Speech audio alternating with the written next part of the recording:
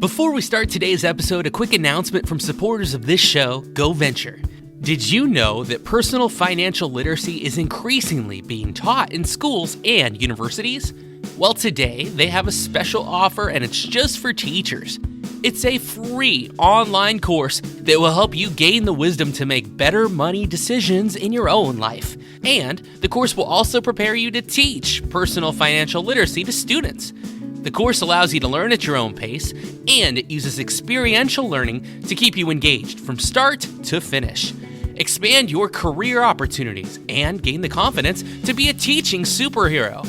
Enroll in this course today. It's only free to teachers for a limited time. Go to teachingsuperhero.com. That's teachingsuperhero.com. Brought to you by MediaSpark, the makers of Go Venture. Are you looking for new and engaging ways to get your students up and moving in the classroom? Get out of the sit and get rut of teaching by checking out AmpedUpLearning.com, a two-teacher-owned and operated company in Texas that is looking to gamify teaching with creative new activities for the classroom. From their FREC resources and escape rooms for social studies and science to speed squares and task cards for math and English, they have tons of teacher-created resources. And don't forget to check out their apparel designed specifically for teachers. Look good and support teachers. That's something I can get behind.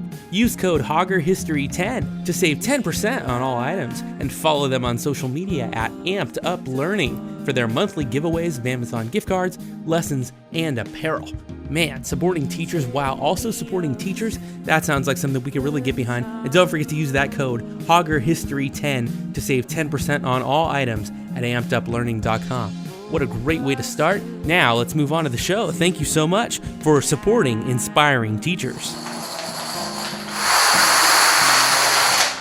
Welcome to Inspiring Teachers, a show bringing you classroom tips, motivation, and stories from successful educators. Join Tavis Bean and Danny Hogger as they explore the why of teaching. Welcome to an inspiring edition of Inspiring Teachers. I wish I pre-planned a thesaurus, a different word for inspiring. Maybe we could make a song about it. LaMar Queen is here from musicnotesonline.com, and he is doing amazing things in education with relating Common Core standards to songs and rhymes and raps and making learning really fun. And joining us also by remote connection, Nicole Biscotti is here. Glad to see Nicole. She's an EduMatch author and believes in the dignity and honor of teaching and leadership. And it's so cool that we got this team together of three people who are doing different things in different areas of the country. But LaMar, I'm going to start with you. Thanks so much for joining us today. Thanks for having me. No, it's great, man. You do such cool work. I mean, I was over on Music Notes Online, and if we have a little bit of a rough connection, we can try again at a different time, but I'm glad you had some time. You started this story of working as a middle school teacher in South Central LA with your friend Jimmy and wanted to increase student engagement, and you started making songs for Slope Intercept at first. And tell me how that's evolved. What's this process been like for you? Let me tell you about it. We've been on an amazing journey, and I give all the credit to my students, man. It evolved. Well, it started organically in my classroom, and my students, I was teaching algebra where everyone was failing. It's my first year teaching. And so they openly told me, man, Mr. Quinn, your class is boring. And if you rap, we'll listen. You look like Kanye West. If you rap, wow, we listen. And I did them for a couple weeks, and I realized, what I was doing wasn't working. So I tried it out and wrote Slope Intercept, like you said, and pretty much been doing it ever since. And, partnered up with my buddy at school with his students, teaching a video production class. And so we decided to shoot a music video for it. And we pretty much never stopped. And we started getting requests from other teachers to cover on grade levels, different topics.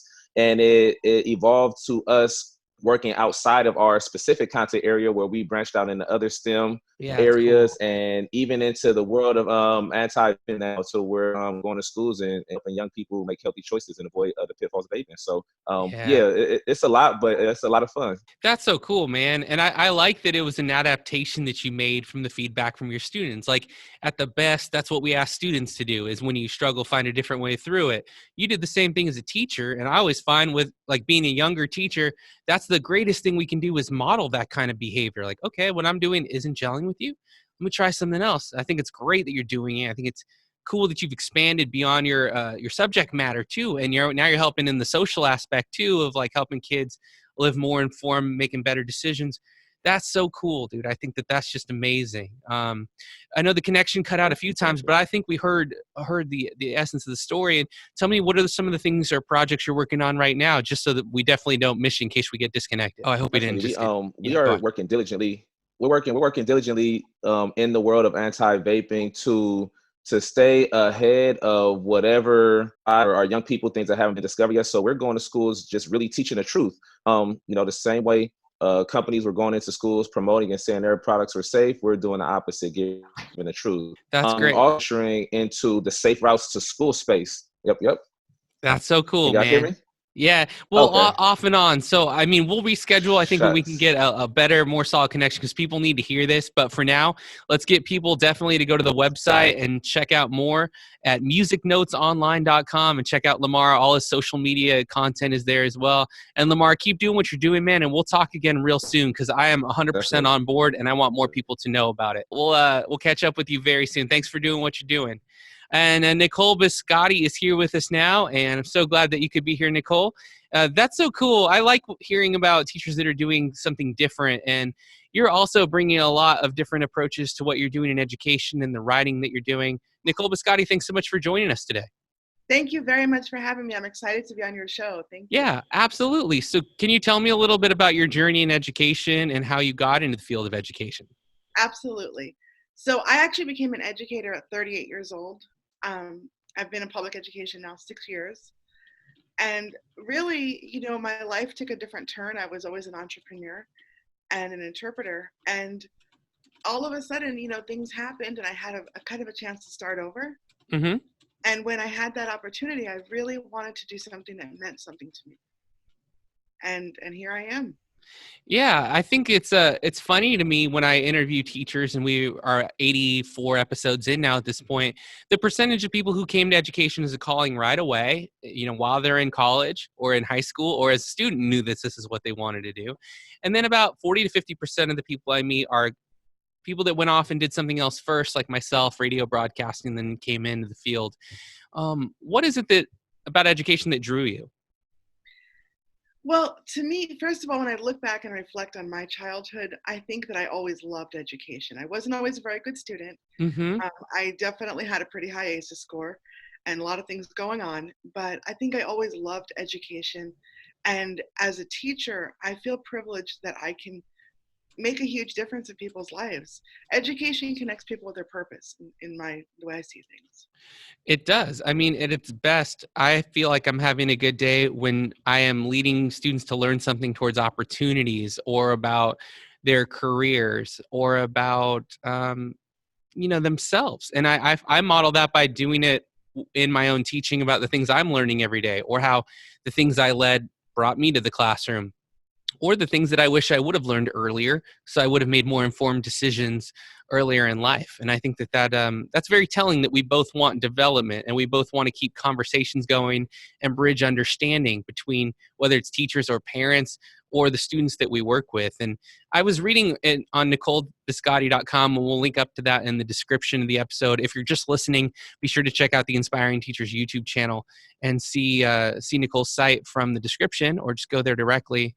And you do a lot of work on the conversation with ADHD, speaking of conversations, and trying to express what parents and teachers are feeling. How did that become something? Because I know it's something that has touched you personally as well, right? And could you share a little bit about that? Because I just came out of a meeting yesterday where we were talking about this, and it becomes more and more of a focus each year. Absolutely. Thank you. Yes. So what happened is that I have 4 children, Mm-hmm. and my youngest son, Jason, has ADHD. And as educators, I have a master's degree in education, almost 2 of them apart, some doctoral credits. I've never read a chapter in any book about ADHD. Okay. Mm-hmm. I'm a Spanish teacher, I'm a gen ed teacher, and I've never received any education about ADHD. And what I'm finding, or basically through my own journey with my son, was that I didn't know as a mother how to support him. I noticed the teachers didn't know what to do with him in most cases. Mm. And even as a mother who is a teacher, I often didn't have any real suggestions. Right.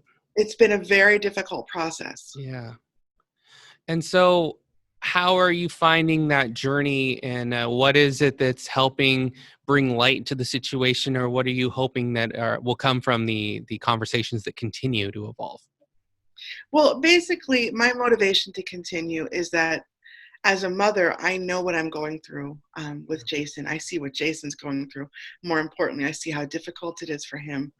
I see how misunderstood he is, having a disability that is essentially invisible, and how people most often interpret that for bad behavior or, I mean, children with ADHD receive so many negative messages about themselves every single day, and so much rejection for a disability. So seeing that process and learning how to better support my son, which is a journey, like sometimes one thing works, right? And then in a few months that doesn't work anymore. Right. Yeah. There's a change. It's like the if it were football, it's the mile marker keeps changing, or the yard marker, or the student's changing, and so is the brain, and so is the development. So, right, the solution might need to continue to evolve as characteristics are differentiated. I'd love to see more people take this up as a conversation too. Like even LaMar, who we had briefly for the internet connection, we'll reschedule. You know, if we could come up with more formats of making learning more interactive, or incorporating the arts and music into a classroom where maybe it isn't there. And maybe that could be one piece of it too. And I think that the more we talk, the less things are in the shadows, and the more we can get research and studies and opportunities to explore, right? Absolutely. So a lot of the things that I put out on Twitter or that I blog about, and definitely everything in my upcoming books, is really coming definitely from what I'm living with Jason and observations that I'm having. And then I'm in an interesting position, I feel, because I'm a mother trying to support my son, and then I go to work and I see a bunch of Jasons, if you will, and I see the lack of support that they're receiving just because our system is not set up for that. Yeah. It's not set up to adequately support ADHD. So I think the best thing I can do from where I'm standing is to bring this conversation, to bring light to it. Yeah. And I don't have all the answers, definitely. Right. But I just really want to encourage people to start to understand. Right. And that's one of the things I wanted to discuss. We hadn't discussed it on this show 85 episodes in.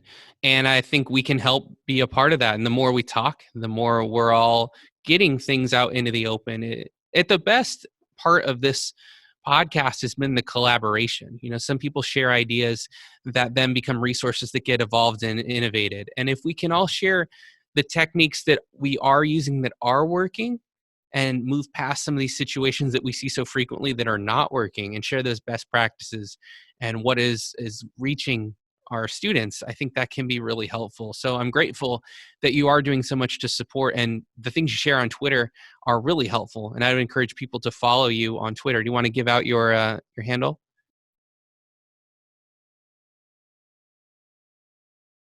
Well, this is unfortunate. We are not having great internet connections today.